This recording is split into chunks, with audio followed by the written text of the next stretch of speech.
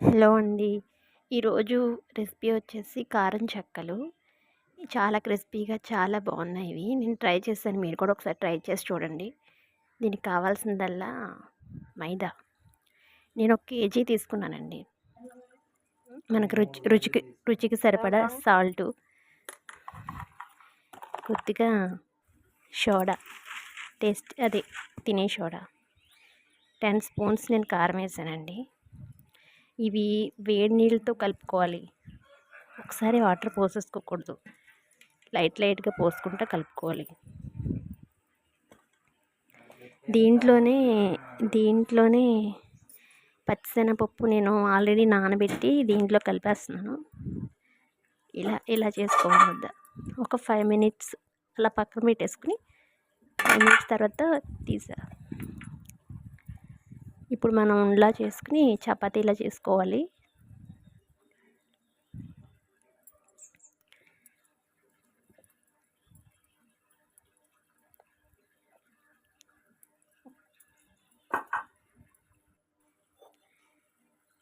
ఇలా చపాతీలా చేసుకోవాలి. ఈ చపాతీ చిన్నగా ఉంది, వేరే చపాతీ పెడతాను. ఒక్క నిమిషం.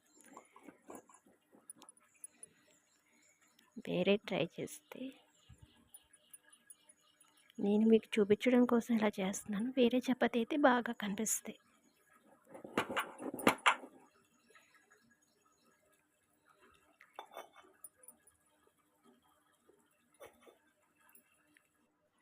ఓకే, ఈ చపాతీ ఇదైతే పెద్దగా ఉంది, సరిపోద్ది. ఇలా గ్లాస్తో ఇలా మనం చేస్తే అవి రౌండ్గా వస్తాయి.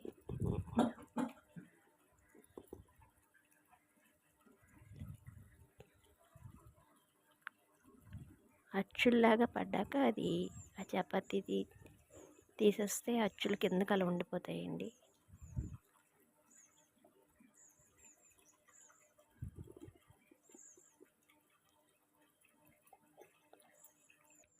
ఇలా చేసుకోవాలన్నమాట. నేను నూనె వేసాను ఆల్రెడీ.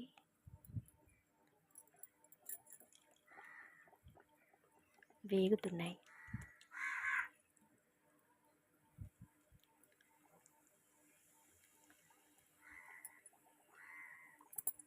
ఇవి పిల్లలకి స్నాక్స్గా చాలా బాగుంటాయండి. మన ఇంట్లో చేసి పెట్టినవి కాబట్టి ఇంకా బాగుంటాయి. బయటి కన్నా ఇంట్లో ఇవి చేసుకోవడం అనేది చాలా మంచిది. బయట వాళ్ళు వేరే నూనె పోస్తారు. మన ఇంట్లో అయితే మనమే చేస్తాం కాబట్టి చాలా మన కళ్ళ ముందే చేసే కాబట్టి బాగుంటాయి. ఇలా గోల్డెన్ కలర్ రావాలి. గోల్డెన్ కలర్ అంటే మైదా కాబట్టి లోపల ఉడికిందో లేదో చూసుకుని అవి తీసుకోవాలండి.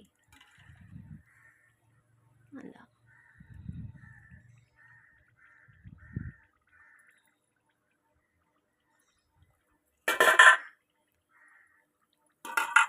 ఇలాగా ఉండాలి. రెడీ అయిపోయినాయి మన కారం చెక్కలు. రుచి చూపిస్తా. ఓకే, ఇలా గట్టిగా ఉండాలండి చేస్తే. ఓకే ఫ్రెండ్స్, నా వీడియో నచ్చితే లైక్ అండ్ షేర్, సబ్స్క్రైబ్ చేసుకోండి. Hello everyone.